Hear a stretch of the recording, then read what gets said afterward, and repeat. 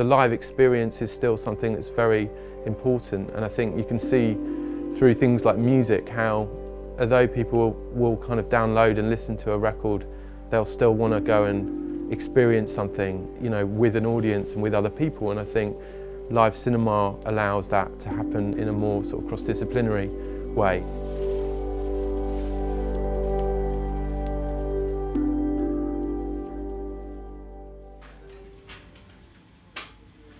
Light Surgeons began as a sort of loose collective of different artists that I met when I was studying at Portsmouth, and it kind of snowballed really. When I came back to London, I met another guy who was messing around with analogue film, and then we sort of set up the company together, began doing sort of visuals, and through that we just met a lot of different people really, and started working a lot mainly with music.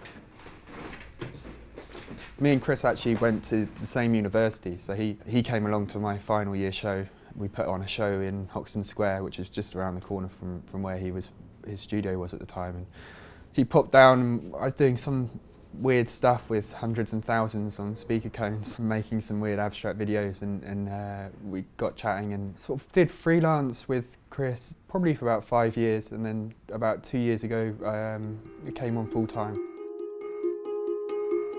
We do such a variety of stuff. I think the Light Surgeons as a name and as a brand has been around for a long time, and Chris has developed it. But along the way he's veered off in different directions, and because of that these days we get asked to do many different projects. We work on a range of different types of projects that you could probably categorise under video production, predominantly documentary led. We do a lot of work that involves installation. And we also do a lot of work that involves performance in different ways. So that might be working with a commercial artist to produce a visual element to a performance, or particularly kind of developing our own audio-visual work and touring that, and kind of trying to sort of develop and pioneer a sort of live cinema approach to sort of performance, really. People come, it's very immersive, it's very a full-on sensory experience with sound and visual and smell and lighting and everything.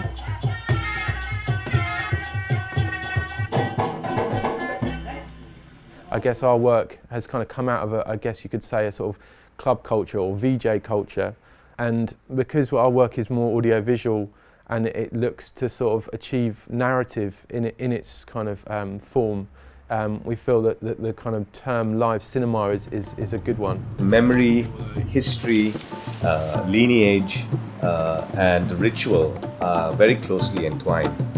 Who am I? Where did you come from? What is your story? The whole world is becoming one village, one small village. The Super Everything is a project that was commissioned by the British Council in Malaysia. It started out well, in the end of 2010, we were invited to there to do some research, and spent about a week looking really at kind of identity really in Kuala Lumpur essentially, and meeting a lot of different artists and musicians. We came back and me and Chris sat down and we'd made loads of notes, and we sort of pulled out keywords from the notes. We had to write a proposal of what the outcome would be, and we had the glass table behind us. We had full of just all these keywords that we pulled out, and we started to construct a sort of narrative of how these different themes and subjects could fit together. It touches on issues to do with the environment. It looks at kind of the sort of confusion, I guess, of kind of mass consumption, and it looks to the future as well, and the sort of effect of the internet and things and sort of things to do with freedom and the internet. We'd done this sort of word game with ourselves and written this proposal, and fully expecting the British Council to come back and say, well that's a bit too ambitious.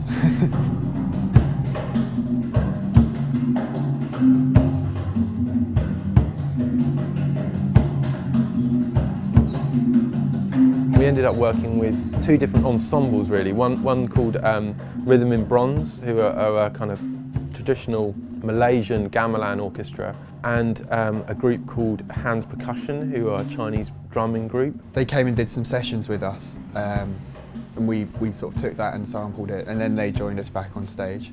And then we also worked with a electronic musician called Flicker and another sound artist, composer called Guan Ung. He's played some great instruments. He plays the French horn and he plays the theremin. And then visually we also brought in two very interesting Malaysian visual artists, a guy called Fariz, who is part of a thing called Mosho Fixo, who do a lot of really interesting motion graphics work in Kuala Lumpur, and a guy called Fossi Youssef. I think we all learnt a lot through that, you know, certainly ourselves, myself and Tim, travelling to Malaysia, getting to film there and meet people and really get under the sort of skin of the country and to really try to delve into some of these issues. We learnt a great deal, and I think also the sort of artists that we work with kind of learnt through us as well, which was really nice.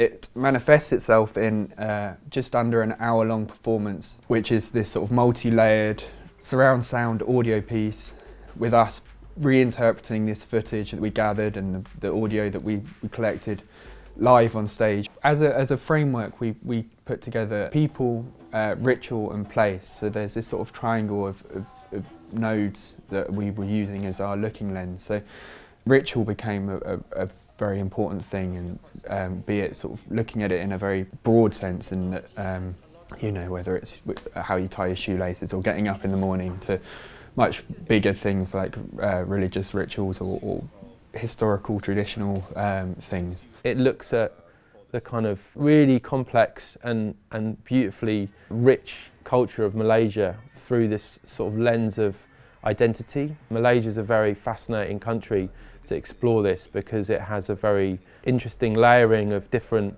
cultural heritage. So you have a very large Indian population, very big Chinese population, and obviously is a Muslim and Islamic country too. I think what's really interesting about the piece is it's Malaysia and Malaysian people, but it's very universal. There's a lot of human stories in there. We've shown the work since finishing it at the end of last year in India, and I think in India people very much resonated with a lot of the issues that are in it. It's not specifically purely a piece that just looks at Malaysia. I think it really does sort of touch on kind of wider issues to do with, you know, who we are as human beings. Part of the fun and the excitement and the interest in live cinema for us is in showing it to different people. I think it's a really interesting to have a piece of work that can evolve. Often when people make films or documentaries, they're a static thing. They get made, they get edited, they get screened, and then they tour and they get shown to different audiences. But I think there's something very unique about performing the work in this way. It allows us to meet people and to kind of reflect on how they experienced it. One of the benefits of doing live performances is you can tempo, you can change things, you can sort of evolve the piece. So actually that's one thing we've sort of set up is this Twitter. There's a Twitter interactive wall that people can text and tweet to. It's really important for us, I think, that we hear people's feedback. And so the project is sort of archiving itself. So as we tour, each time it gets shown, the audience use a hashtag at the beginning of the performance, and that kind of that sort of triggers off a lot of conversation and debate around some of the themes, particularly after the performance when people sort of go back and add to those threads.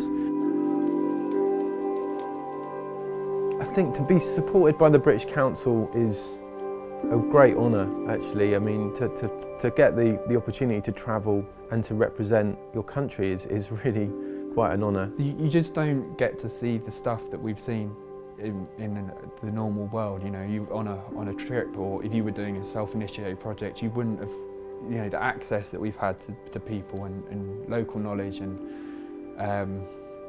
it's all been invaluable and made it a really rich project. I think culture is a really important part of you know, what we stand for, and it should really be something that's transformative You know, we're not trying to be didactic or preachy in what we make, but I think we really feel, well, I particularly feel a kind of level of responsibility to make pieces of work that are intelligent, that do pose a question and hopefully provoke the audience to think a little bit about themselves and the world around them. And I'm very honoured to have that, the opportunity to do that with someone like the British Council. And